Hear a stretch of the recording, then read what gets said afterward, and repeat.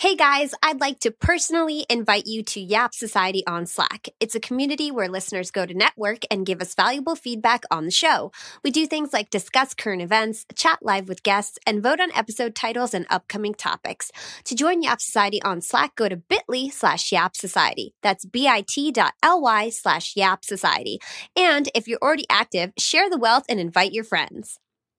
This episode of Yap is sponsored by Rethink Creative Group. They're a digital advertising, marketing, and content creation agency focused on helping businesses of all sizes. They do everything from running your social media platforms for you, to building your website, running digital advertising, to producing podcasts just like this.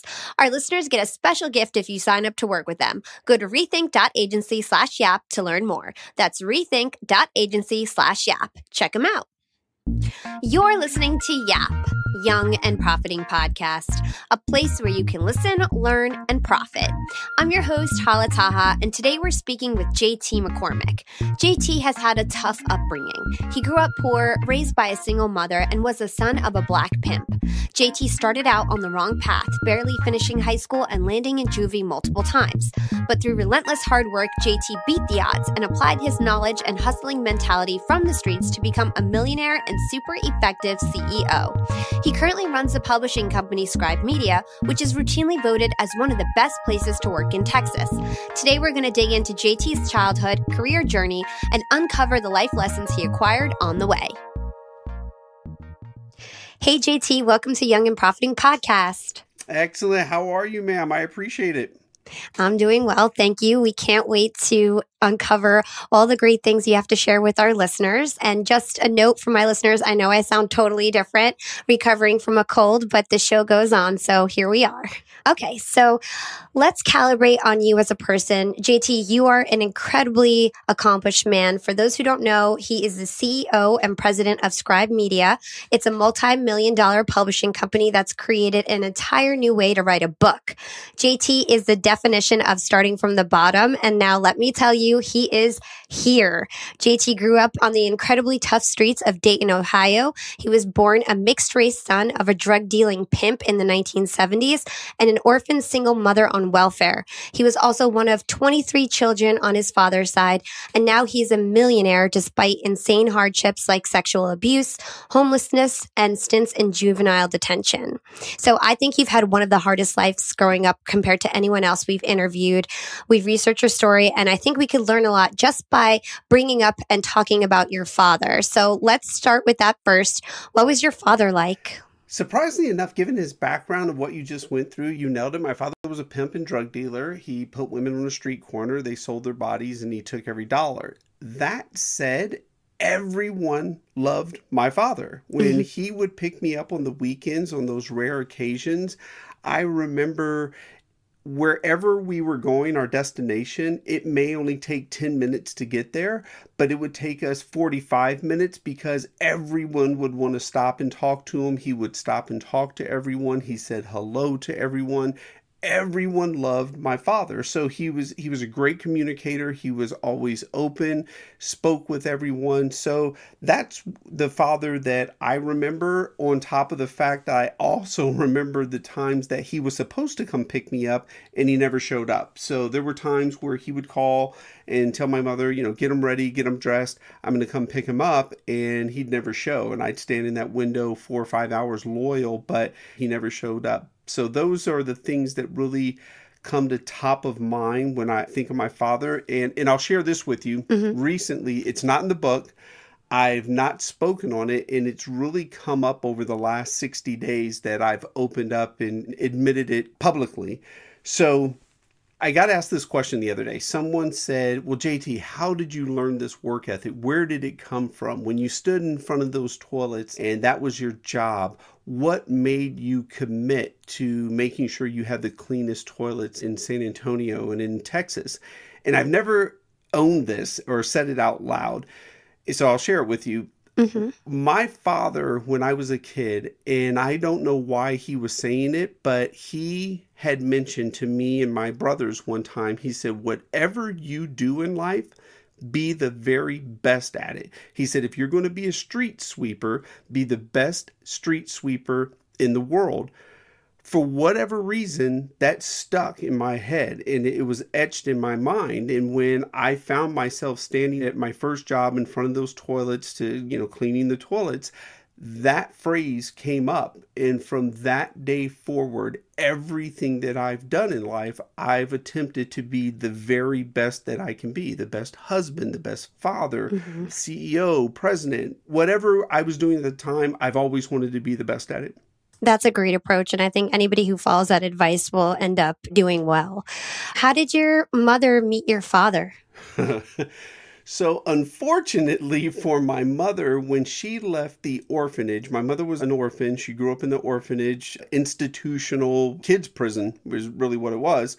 When she turned 17 years old, they gave her $20, her suitcase, and they said, good luck to you. There's the world. She had never been outside of those four walls, so she had no clue how to navigate society. Unfortunately for my mother, one of the very first people she met was my well-dressed, fast-talking, quite a bit older father. And when I say quite a bit older, let me put this in perspective. I have a half-sister that is 5 years younger than my mother. So my dad was quite a bit older, and my mother didn't know anything. She was naive. She didn't understand the world. And here she was, this, at the time, nice pimp speaking with her. And that's how they met. And was your mom a prostitute? You know, it's interesting. I have asked my mother that very question, and it's a bit of an unspoken conversation. And my mother has answered and said this to me, and I know what it means. But she used to say this when I was a child as well. Sometimes in life, necessity has an ugly face. And I know what that means. And at times, she did what she had to do to try to feed me, to try to provide for me, to take care of me, or to try to take care and provide for herself. So, it's the unspoken conversation that's never just been said out loud. And she's always answered the question. Sometimes in life, necessity has an ugly face. And so can you give some color to how poor you actually were growing up and what it was like growing up for you being that poor and being mixed race as well? So I'll start with poor. So I want to be very clear. I was U.S. poor, United States poor, because in other countries, it's a whole different definition of poor. So I was United States poor. And because even on our worst day here in the United States, as we define poor, it's nothing compared to some of the slums in India and maybe different third world countries. So I was U.S. poor. I'll give you a couple stories. My mother and I would joke that we were so poor, we couldn't afford the O and the R. We were just po. I remember on many occasions when winter would come around in Dayton, Ohio, it was cold and our windows had huge cracks in them. So when it got down to in the 20s, the air would come through and sometimes the heat would be turned off. So my mom and I would go to the local dry cleaner, and my mother would ask for a handout. She would beg for the dry cleaning bags and ask if they would give them to us for free. And my mother would tape the dry cleaning bags to the window in order to try to keep some of the air out. And I still to this day have just etched in my mind that sound of the wind whipping through and shaking the plastic. So yeah, it was pretty poor. I pulled trash out of trash cans as a kid during school. When everyone else went out to recess, I held back and waited, and I pulled out a burger that wasn't eaten all the way or whatever, because I knew when I got home there wasn't anything to eat. So yeah, we grew up pretty poor, wore bread bags on our feet because we had holes in our shoes in the winter, so we wanted our feet to stay dry. My mother didn't learn how to drive until she was 35, so we always rode the bus everywhere, didn't always have bus fare, so we had to walk many places. Wow. So yeah, it was tough. It was hard. I remember going to bed on a Friday evening and knowing I would not eat again until Monday when I went back to school and got my free lunch at school again. So I knew there was going to be a 48-hour time period where I would not have food. That's crazy. One of the things that stood out in your book for me was that you learned the months based on the fact that your food stamps would have to stretch. Like in February, it was great, whereas, May was terrible. That's how I learned my months of the year. I realized that if the month had 30 days, that was a pretty good month because the welfare would be coming in. But if it had 31, oh, that was a rough month. And then, like you said, February, hell, even in a leap year, February was good. Yeah. How about being mixed race in Dayton, Ohio? What was that like? You know, the best way I can sum this up for people is when someone wants to have a race conversation or they use it as a crutch or an excuse, or they want to pretty up the word excuse and say reason, I'm not a fan because racism, I'm willing to have that conversation. Black people didn't like me because I was half white, and white people didn't like me because I was half black. So in many ways, I did not have a group of people to fit in with. And in Mhm. Dayton, Ohio, you were black or you were white or you were mixed race. And so it was very looked down upon. You know, I was called half breed. I was called Oreo cookie, mixed race, zebra, color confused. And as rough as it was for me being mixed race, it was horrific for my mother, what she experienced having a mixed race child. I don't know if you all will edit this out, but I constantly heard my mother referred to as a nigger lover, and that's Mm. what they would call her. So on many occasions, I remember watching my mother get an older white lady spit in her face and called her a nigger lover when we were standing in line waiting for our food stamps, waiting for our allotment of handout. To this day, I remember I was 8 years old. This lady spit in my mother's face and called her a nigger lover. And why I laugh about it is when I think about it now, that lady was in the same broke ass handout free welfare line as us. And to this day, I can't figure out what in her mind made her feel that she was better than us just because my mother had a mixed race child. We were both in the same line for a free handout, but it was worse for my mother, I believe, than it was me. Yeah, it was hard and I was a kid and, I pushed through, but here was my mother having to endure the ridicule, the shame of having a mixed race child. Wow, that's so tough. It's clear that your upbringing was so challenging, but hopefully these challenges helped you to become the leader and person that you are today. Speaking of that, what are some of the lessons that your father taught you that you later applied to business and in life in general? The number one I shared with you earlier was, whatever you're going to do, be the best at it. Put in 100% of your effort. I would also say my father taught me communication skills. Like I said, he spoke to everyone. Hmm. One of the greatest lessons of my life came from my father. And I'll give you the story of how it came to be. One weekend, my father picked me up. I don't know, I was 8 or 9 years old, and we were in the grocery store for whatever reason. And we were walking through the frozen food section, and a little girl walked next to me, and she said, "Hi, Javon." My actual name is Javon.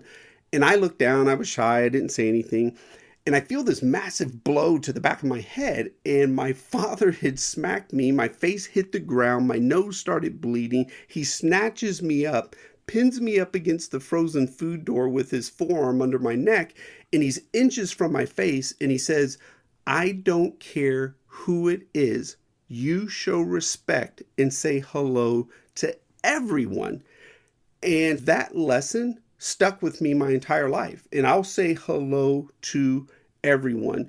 The housekeeping at a hotel, the person who takes your ticket at the movie theater, the person checking you out at the grocery store. I say hello to everyone. And in fact, I am nicer to service industry individuals than I am C-suite executives, founders, CEOs. Okay, they got enough people kissing up to them. I am far nicer, kind, and respectful to service industry people, but that was the greatest lesson my father ever taught me. Yeah. And I know in your book, you mentioned like you could even take it further by making sure you ask people how they are and waiting for a response. Yes. Ask, "How are you doing today?" And have a genuine interest. When I ask people, I say this, "How are you today?" And I'm not just asking because it's the polite thing to do. And when you follow it up with that, people then really will attempt to connect with you. They'll tell you how they're doing. They'll say what's going on, so on and so forth. Now, be prepared. You may hear some things you don't want to hear, but I really look to ask the question with purpose, and I'm asking with sincerity, or don't ask the question. So, what did your father teach you about money? I don't know that my father specifically taught me about money. It was my circumstances that taught me about money. I realized the power that money had to change my life. I realized that when you did not have money, there are times where you did not have electricity. When you did not have money, there were times where you did not eat. So money became a deep love affair for me, or should I say the lack of money became a deep love affair. And in fact, I've always just cringed at that phrase, and I may mess it up here, so work with me. Money is the root of all evil. Bullshit. I've never met a poor person who felt that way. So not having money is the root of all evil, because the last time I checked, someone who's got $50,000 in their bank account has never gone in and robbed 7-Eleven. And so for me, not having money became the root of all evil because of the things you're willing to do in order to obtain money. So I don't know that my father necessarily taught me a lot about money. It was my circumstances, and he just happened to be a part of that. Got it. So last question on your father. In your book, you talk about a great analogy that he gives between the CEO of Budweiser and a drug dealer and what that taught you. Could you go into that? Yes. In fact, I love this. So my father, when I was a child, he would always say the only difference between me and the CEO of Budweiser is the CEO of Budweiser, our government chose to make his drug legal. And he would go into this whole explanation about how alcohol back during Prohibition, alcohol used to be illegal. And he would go into this whole explanation about how alcohol is responsible for killing many people, drunk driving, so on and so forth, and creating problems. But he would say the only difference is the CEO of Budweiser, our government chose to make his drug legal and chose not to make my drug legal. And it's interesting because never did I believe that I would see the day that here we are in our country where now we're making weed legal throughout the country. And so I sit back and I was like, wow, he was onto something. And the other piece to this too, and I've caught a lot of heat for this, when you look at pharmaceutical reps, they are legalized drug dealers. And literally, there's a hate for me for saying this, but the first rule of a drug dealer, we all know this, is the money is in the comeback. So we're going to give you the first sample for free because the goal is you're going to love the drug, you're going to get hooked, and you're going to keep coming back. Every drug dealer knows that. That's the first rule of drug dealing.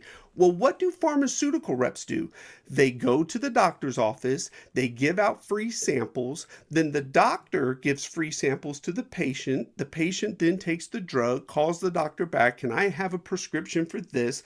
Doctor calls in the prescription, Walgreens fills the prescription. Now you have the patient who is now hooked on the drug. I've come out and said, if you look at that system, it's flawed. You've got too many middlemen in between there because drug dealers on the street, there are about 3 transactions involved. Where you have pharmaceutical reps, you've got a pharmaceutical rep, you've got the doctor, you've got Walgreens, you've got Big Pharma, whatever name you want to put on that. So there's a lot of people in between there that are getting a piece of the pie versus the same deal that's going down on the street. Now, people don't like I use that analogy, but it is what it is. Yeah, and it just goes to show how you can have connections between what goes on into the street versus, what happens in business. So very cool. Your mom was a shining light in your life, and she's really the only parent that you had. What was your relationship like with her, and what are some of the big lessons that she taught you to help you succeed as much as you've had later on in life? Regardless of how many times we came up short and didn't have enough money or didn't have food to eat, my mother always tried. And I have said time and time again, the greatest example that my mother gave me was she had a son and she had no business having me. I have no problem saying this. My mother had no business having a child. And I know that, and I'm fine in saying it. But the greatest example she ever showed me was she didn't go off and have 6 more, and knowing she couldn't afford that first one. So she had one, she shouldn't have had me, and she didn't continue to repeat having more children when she couldn't take care of them. That was a great lesson for me. In fact, maybe more than you want to know, I'm only here by way of a horrific abortion that my mother had. The first time she got pregnant, My mother had an abortion, and this is back in 1970 when abortion was illegal. And so my mother had an illegal abortion that was so horrific, as she described it to me, that she decided the next time she got pregnant that she would take her chances in trying to raise a child than to go and have an abortion again. So that's the only reason I'm here. And again, she did not repeat. I kindly refer to myself as a mistake because she shouldn't have had me, but she always tried. You know, she would sweep out the stairs in the apartments we live in to try to get $10 off of our rent. In fact, there's a rent receipt I keep on my desk at work that shows our rent was $145 and she only had $10 to pay on the rent. And the whole transaction is there on the receipt. And I keep that receipt framed on my desk to remind me where I come from, what I went through, and everything that I've done to get here. But she always tried. She may have come up short, but she always tried. It's amazing. She must be so proud of you. She is. She is. She tells me quite often, and I'm very happy of that. Although I had a very chaotic childhood, she was the one piece of stability I always felt that I could depend on. Even in the 5 years where she and I weren't together and I was off with my father, the memories of my mother are in many ways what kept me going because I just remember how much I loved my mom. Yeah. So you got into some trouble as a kid. You landed into juvie 3 times. Can you talk to us about how much trouble you really got into and perhaps how you transferred some of your hustling qualities into the corporate world? You know, I went to juvenile more as anger as a kid. I get it from so many children, how they end up there. The first time I went to juvenile is because one of my father's girlfriends had beat me, and then I ended up being taken to another one of my father's girlfriend's house, and then she ended up beating me. Well, I got tired of being beat, and so I fought back, and she called the police, and I went to juvenile. What was sad about that situation was I was in Dayton, Ohio. My mother had moved to Texas because I was there for a bit, but my father was in England. So no one knew I was in juvenile. So I was there for about 2.5 months. Oh my God. And finally I got out. I was staying with one of my aunts that picked me up, and she couldn't afford to take care of me. So I kept my suitcase and I left. And I slept on a bus stop. So I was homeless at 13, had nowhere to go, but I would go to school each day because I knew I could get a free meal. A little boy there, middle school, we all know those kids are brutal in middle school. He would make fun of me, and I got in a fight with him. He ended up going into the hospital, and I went back to juvenile, and I was in juvenile again. You said it. I was in juvenile 3 different times. What really stands out the most for me from juvenile is the last time I was there, I was leaving, and a corrections officer pulls me to the side, and he goes, "Let me tell you something, son. You come back here again, you're going to man prison." Now, I'm 47 years old, and I don't know what it is about the term man prison that just doesn't sound right, but I made it a goal that I was never going to find out what man prison was about. So I'd like to thank that gentleman because he kept me out of man prison. For whatever man prison is, I didn't want to go. To the second point of your question, what have I taken into corporate America? My childhood as a whole was very chaotic. It was challenging. I was sexually molested by one of my father's prostitutes from the ages of 6, 7, and 8 years old. I took every bit of my childhood and I found the positives within it. I never let myself be a victim. A victim, in my opinion, is a victim of a drive-by shooting. No one asked for that. A victim of a hit and run. No one asked for that. My childhood was my childhood. It's what I had. It's what I was born into. Okay, great. So I don't lean on it. I look at what are the things that I went through that can help me succeed in life. And I try my best to find the positives in every negative situation. So I'll be very specific here. So in growing a company, you're talking about scale, payroll, growth, operational metrics, visibility, all the things that you need to be able to scale and grow. Well, a lot of times those things do get stressful for some people. For me, I find peace in all of that because in the most stressful moments, I dip back to one situation in particular as a child, and it was when I was left for 3 weeks with my three half brothers and sisters. I was 12 and they were 4, 3, and 2. And we got left in Dayton, Ohio in February for 3 weeks in a house. And I remember I used to have to leave my 4-year-old sister in the house while I went down to the store and would steal food for us to eat. And I would come back. Why this is significant to this day is the stress that I felt as a 12-year-old kid. This is what I felt day in, day out. I was scared as hell that someone would come and turn off the electricity because the bill wasn't paid, and that the four of us, my brothers and sisters and I, we would freeze because it was February in Ohio. I was scared to death that the water would be shut off and we wouldn't have any water to drink or be able to take a bath or anything like that. I lived with that stress every day for 3 weeks. So when I look at balance sheets, income statements, EBITDA, capital expenditures, operational expenditures, I don't find it too stressful. So because I dip back to that and I remember that's what real stress felt like. Wow, that is so incredible. I can't believe you went through all of that as a child and all the pressure that must have been on your shoulders. No wonder you're so strong and can handle anything now. What was the turning point in your life where you started to, transition on the straight path? And how did you end up landing your first job and getting on the path to success? So my first job, I never graduated high school. I had to go to summer school, take some remedial courses, and the janitor gave me my high school diploma. I never walked the stage, never got to do the graduation celebration. Academically, I was not and still am not the most gifted person in the world. So I got my high school diploma, went home, and my mother said, "Great, you've got 2 weeks to get a job or you got to get out." And so my first job, I can't make this up, was at a restaurant called Po Folks. So my job was cleaning toilets. And like I said, I looked at those toilets and I made a commitment. If this is my job, I will make sure I'm the best toilet cleaner in the country.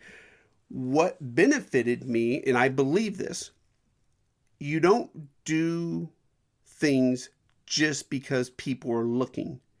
Who you are when no one is looking is who you are when everyone is looking. So what I developed is I was a busboy as well. When I would clean my tables, I would wipe off the table, I would wipe off the salt and pepper shaker, I would wipe off the chair. We all have been to a restaurant where you go to sit down and there's crumbs in the chair. I took pride in the fact of attention to detail, so I made sure there were no crumbs in the chair. Well, there was a couple that came into the restaurant every day for lunch, and they saw how I took pride in that. And they asked me if I would come work at their candle shop in the mall. Now, this is back in the 90s. Mall was still the hot place to be. I was 18 years old, and I'm like, hell yeah, I'll go work in the mall. So they taught me how to make candles in the mall in front of this window. I'm like, oh yeah, girls can see me. I'm a candle maker. They're paying me more money, and I'm not cleaning toilets. This is great. But from there, I ended up getting the job at an insurance company. My mother was working at the insurance company, and I got a job as a filer. I would file papers and I would deliver the mail. I was the cart mail guy. And that was my first introduction to corporate America. And I just paid attention, watched how everyone would interact, watch how things were done in corporate America, how to speak, how to shake hands, how to conduct myself. And I just paid attention. And then from there, I went from payday loans to mortgages to being the president of a software company and now CEO of a publishing company. That's amazing. So let's take it back to Headspring's system, which is where you started off at the lowest paid position, but within a handful of years, you became the president of the company. So what was that experience like, and how did you climb the corporate ladder so quickly? So what was phenomenal there is I was offered the opportunity to be the sales guy at Headspring, and they had never had a huge internal sales team to grow sales, and the company had been around for about 10 years. So I was the lowest paid person, and I would make my sales calls off of a fold-out metal chair in a storage closet. And I would sit there and I would call big companies. And truth be told, I didn't know what I was selling. I was selling enterprise software. I had no clue what I was selling. I don't write code. And so then I turned around and I called my competitors and I wanted to listen to their sales pitch and listen, okay, how are they doing this? What are they saying? And so I would listen to their sales pitch. I'd pay attention. I would take it, come back, tailor it to my delivery. And then it was just all out. I would, come in at 6 in the morning. I'd stay till 6 in the evening. Long story short, I had some great success in sales. We were 13 people. I was making my calls out of a storage closet, and we went from 13 people to having offices in Austin, Houston, Dallas, and Monterrey, Mexico. And we ended up with over 100 people, and that all transpired within about 4.5 years. And I went from, as you said, the lowest paid person to president of the company. Much of it was grind, hard work, effort, and willing to do what other people won't do. So I greatly appreciate you asking me this, because this is the non-sexy part of this that most people don't want to hear about. In the 5 years that I was with that company, I only ever took 11 days vacation. You and I both know we live in a world right now where people take 11 days vacation in Q1. I only took 11 days in 5 years. And so out of those 11 days, I can even break them down. 3 were for my wedding, 2 were for the birth of my firstborn, and 1 was for the birth of my secondborn. And then there's a bunch of little sporadic days in between there, but only 11 days in 5 years. And in fact, I share this with people. There is a picture of me in the delivery room with my wife and my daughter being born, and you can see my laptop open in the back where I was working in the delivery room. Now, a lot of people would say that's insane, that's stupid, I would never do anything like that. Okay, great. I don't knock you for not wanting to do that, but if you're asking me how I did it, that's how I did it. I've always been willing to do everything that someone else isn't willing to do. To this day, if I go into the office, I'll take out the trash. Storage closet needs cleaned, I'll clean the storage closet. I do not believe in low-level tasks. There are no low-level tasks. There are only tasks, duties, and responsibilities. Wow. And I bet you that kind of mentality really earns the respects of your employees, because it's not like you're telling them to do something that you wouldn't go ahead and do yourself. You roll up your sleeves and get dirty. Totally. I will never ask someone to do something that I'm not willing to do. And in fact, it usually won't even come in by way of an ask. You'll just see me doing it. Trash is overflowing. Okay, well, where are the bags? Let's get the trash taken care of. So I'm very blessed and fortunate and happy. My first role was cleaning toilets, because in many ways, that's the ultimate entry-level job that you can have. And it taught me, okay, there is no job, no responsibility, no task that's beneath me. I'm willing to do it all. That's amazing. It really is probably why you are such like a humble person. Your background has made you into such an incredible leader. So that's great. So now you are the CEO of Scribe Media. From my understanding, you didn't found that company, which usually somebody who doesn't have a college degree, they're entrepreneur, founder of a company. You actually got selected by Tucker Max to be the CEO of Scribe Media. How did you end up getting handpicked for this job? And I'm sure the other people he was looking at were like Ivy School graduates and things like that. What were the qualities he saw in you? He himself went to the University of Chicago and Duke Law School. So yes, he had all the credentials, but I'll give you the story of how this came to be. So I was at the software company, president, blah, blah, blah. And I was traveling one day. I don't like to fly. I hate turbulence. And I hit a lot of turbulence.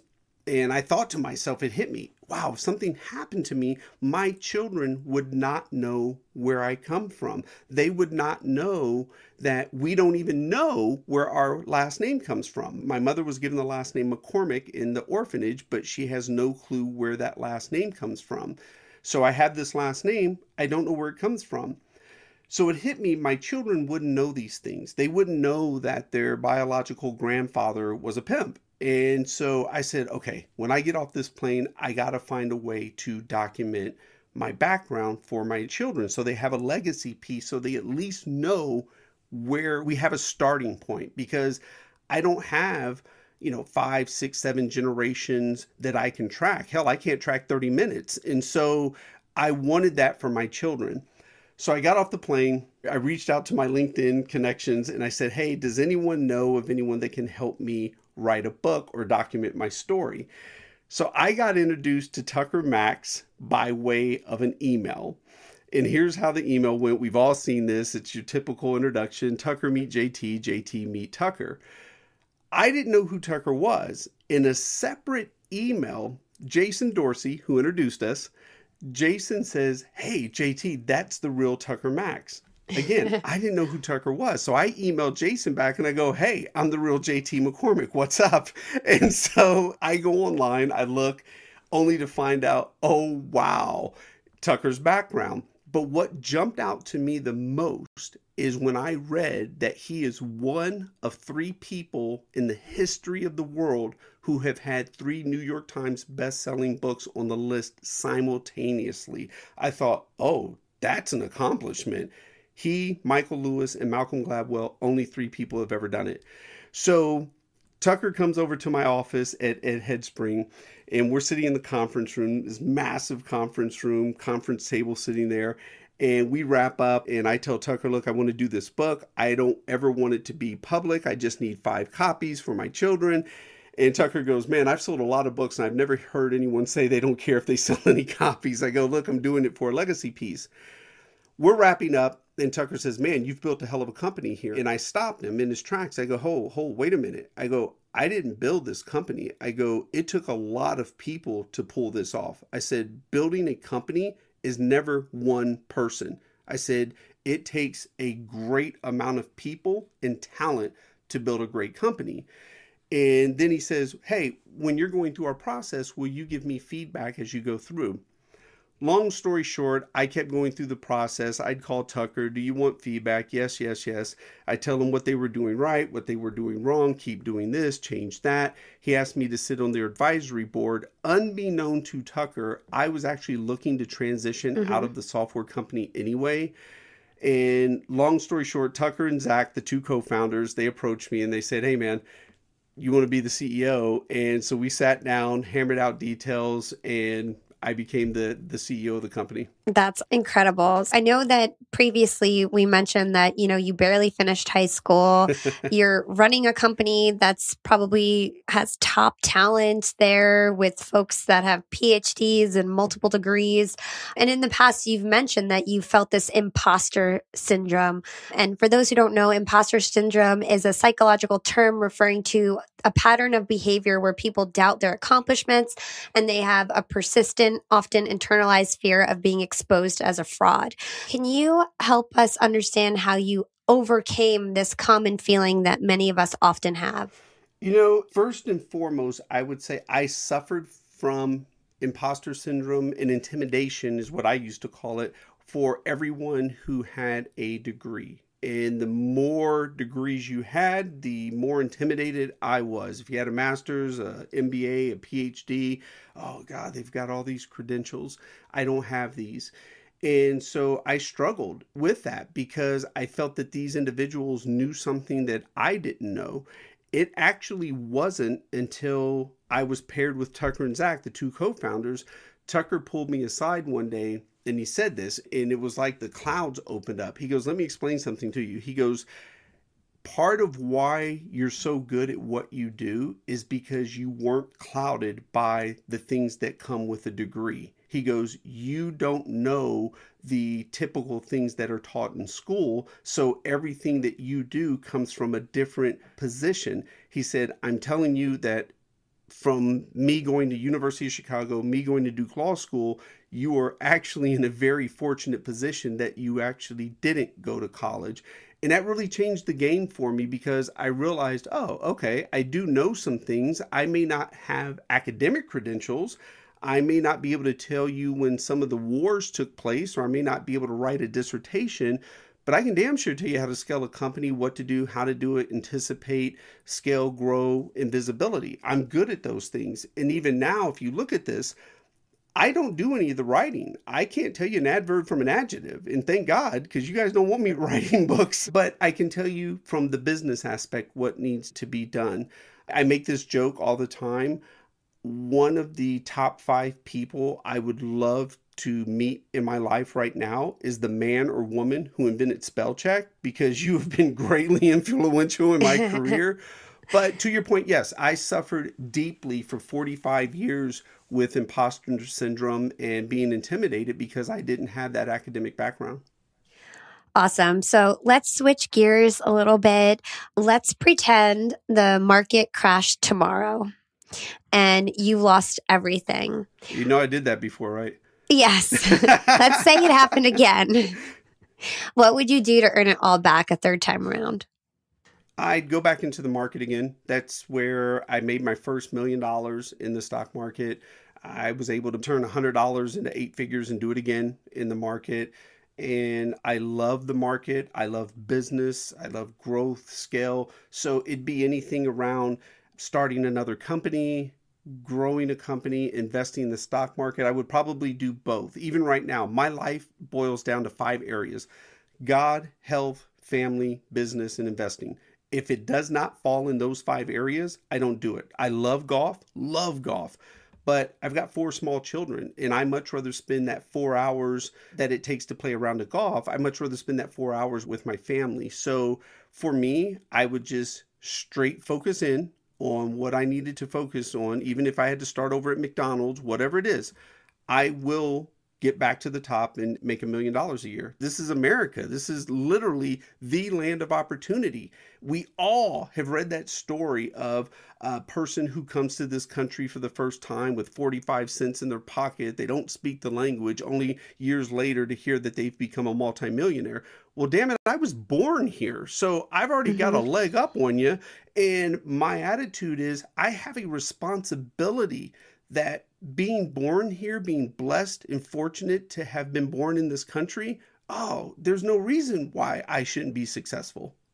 I think that's such great advice. Let's move on to some of your philosophies. You talk about the 3 S's of success, which are sacrifice, sleep, and success. Can you unpack these for us?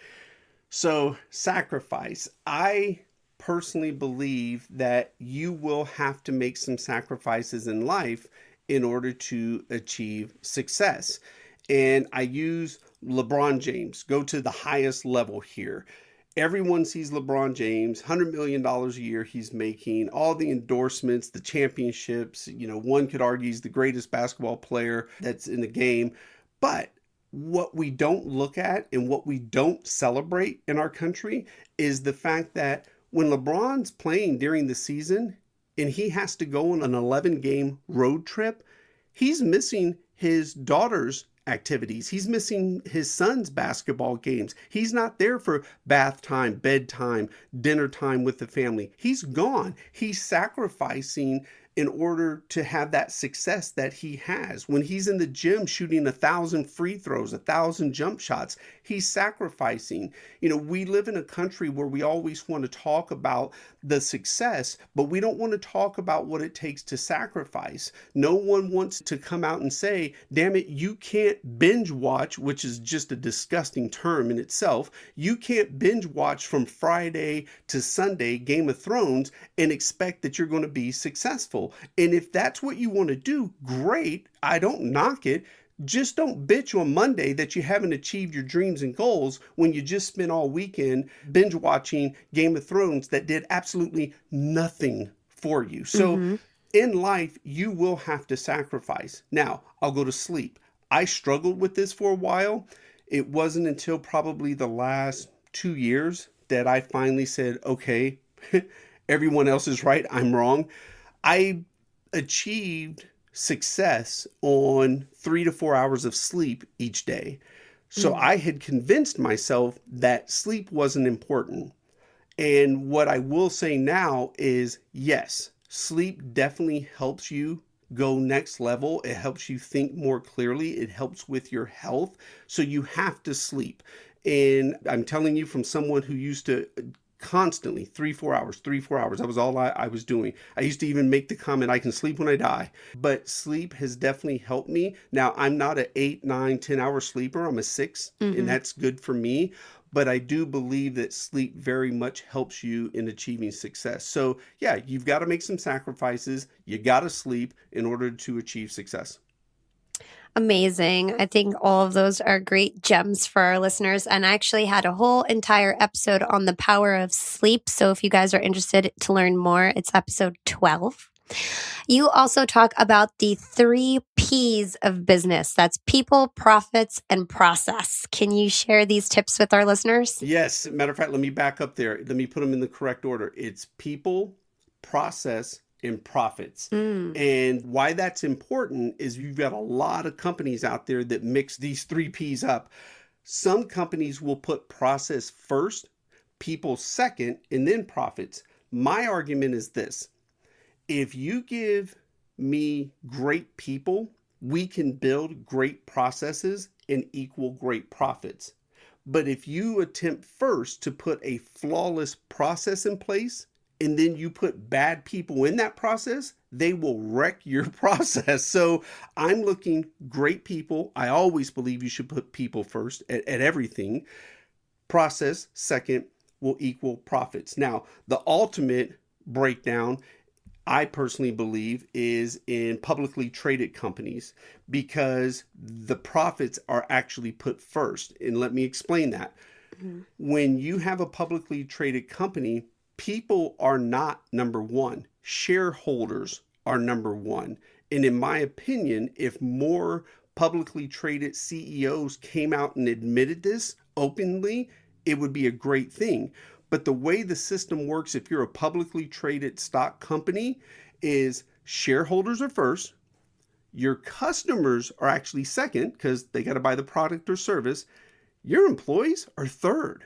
And I challenge any publicly traded CEO to say otherwise, because that's the order of operation if you're a publicly traded company. I love the fact that we at Scribe have no outside capital, no VC money, no private equity money, and we're profitable. So there's no pictures of us in a magazine or the local business journal smiling because we just raised Series C and gave away more equity in the company. You're not going to find that. It's owned by 3 individuals, Tucker, Zach, and myself, and it's private, and we can serve our people first.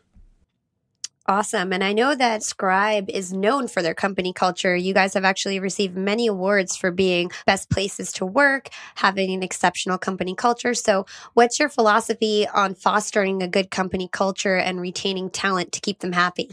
From a leadership perspective, this is an overused term, but I truly believe it. Many people use this term that have no business using it. Servant leadership. You are only a leader if you serve. If you have the 3 letters CEO or you're in some type of leadership role, your responsibility is to serve those people you work with. I do not believe anyone works for me. People work with me. I cringe when they said, oh yeah, my boss JT, or I work for JT. No, you don't. You work with me. I'm no more important to the organization than everyone else here in the office. So I'm a big believer that you are only a leader if you are serving. So my role, 99.9999% of the decisions that I make are not for me, they're for the individuals that I serve. And our culture operates that way. Results are first, people, and then so on and so forth. We got the learning service to our authors, our people, our community. So we've been fortunate. Last year, Entrepreneur Magazine named us the #1 culture in America. And that was awesome. And as you said, we've won many other awards. But from a leadership perspective, it's all about service of those people that you work with. Amazing. Congratulations on all your success. As we mentioned previously, you have an incredible work ethic. You just said that you were on 3-4 hours of sleep a day when you were first starting out your career. You only took 11 days off when you were at your software company that you ended up becoming the president of.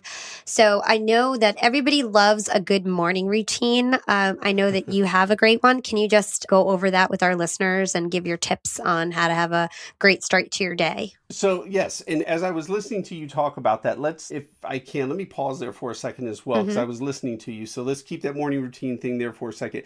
What I want to be very fair with here as well, we're sitting here and we're talking about the accomplishments, where I came from, things I've done, overcome, success, blah, blah, blah.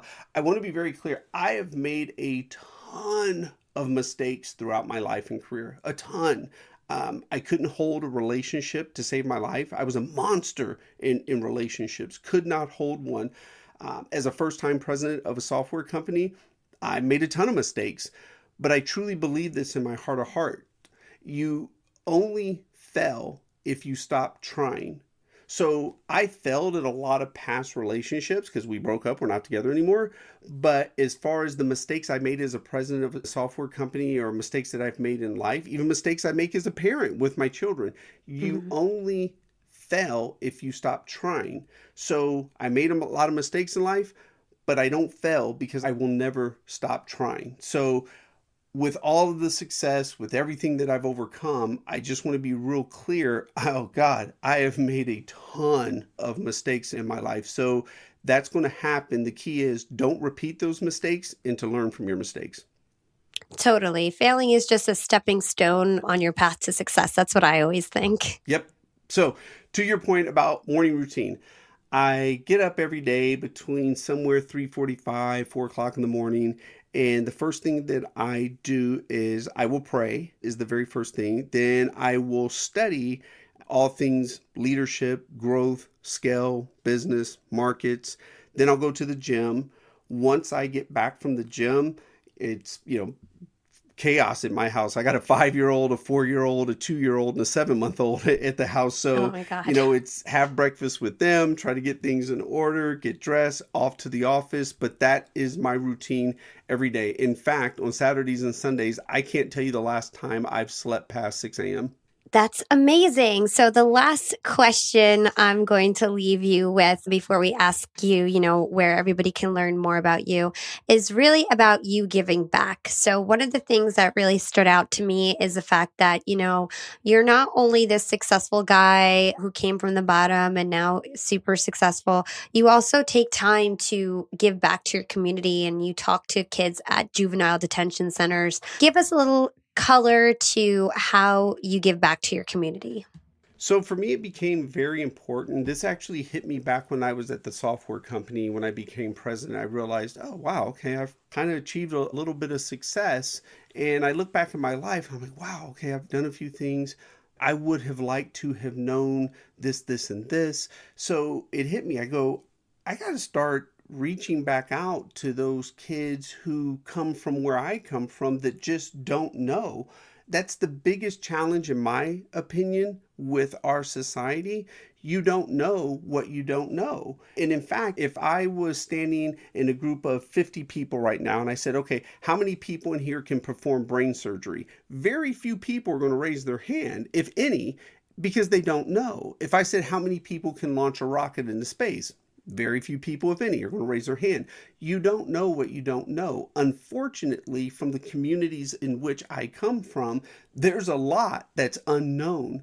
So for me, I wanted to go back and mentor, teach, coach the youth to show them how they can get their first job, how to interact in society, give them a leg up, even a chance to try to go and succeed. So I go back and we run a class where I teach children how to shake hands. It's a travesty that we know 40% of every kid that graduates high school in this country, I don't care where you are on the economic ladder, 40% of all students who graduate high school in this country will never go to college. But we don't even teach you how to shake a hand. Where do you learn attention to detail? I've talked to people who have gone to Harvard with master's degrees, and they've said, no, nowhere has anyone ever taught me attention to detail. Where do you learn that lesson? That lesson has served me far greater in life than maybe a bachelor's. So I teach these kids how to shake a hand, look me in the eye, say nice to meet you. I teach them how to walk into Burger King for their first job and say, excuse me, sir, do you have any employment opportunities? Just to give them that added advantage of things that other people aren't doing. Lessons that have served me in life. Manners. Yes, sir. Thank you. Yes, ma'am. No, thank you. Can I please? All of the little things that for somewhere in this country have escaped us, I do my best to go back and teach the youth and give them these tools that benefited me through my career. That is so sweet. You are such a great guy. And I know you mentioned you focused your life on God, health, family, business, and investing, but I really think you ought to add a sixth one called philanthropy after all that you've done for your community and for the younger generation. I appreciate that. I may have to look at that. I like odd numbers, so then I'm going to have to find 7 because I appreciate that. Golf. Thank you. There you go. There you go. All right, JT, it was such a pleasure to speak with you. Where can our listeners go to learn more about you and everything that you do? There would be 3 places. You can go to scribemedia.com. That tells you all about our company. You can go to LinkedIn, is probably the best place if you're looking for things from me personally. Every week I will share different mistakes, lessons, things that I do in business, things that haven't worked for me, things that have worked for me in business. I'll share those on LinkedIn. So that's probably the best place. And then you could go to jtmccormick.com, and that's my personal website. Yep. And he has also got a book that I read that's actually really a great read. I really enjoyed it. It's called I Got There. Yes. So check that out. Yep. I Got There. How I Overcame Racism, Poverty, and Abuse to Achieve the American Dream. Awesome. Well, thank you so much for joining the show. I hope to chat with you soon. I appreciate it. Very humbled and flattered that you would have me on. Thank you, ma'am. Thanks for listening to Young and Profiting Podcast. If you enjoyed this episode, don't forget to write us a review on Apple Podcasts or wherever you listen to the show. Follow Yap on Instagram at Young and Profiting and check us out at youngandprofiting.com. And now you can chat live with us every single day on Yap Society on Slack. Check out our show notes or youngandprofiting.com for the registration link. You can find me on Instagram at Yap with Hala or LinkedIn. Just search for my name, Hala Taha. Big thanks to the Yap team for another successful episode. This week, I'd like to give a special shout out to Tim. Timothy Tan has been by my side since episode 3. He handles all business development matters for the podcast and is currently focused on ramping up our referral program and helping to build up our Yap Society community. Tim is my right-hand man. He helps me make all major decisions, and I wouldn't have it any other way. Thanks, Tim. You're the best. This is Hala signing off.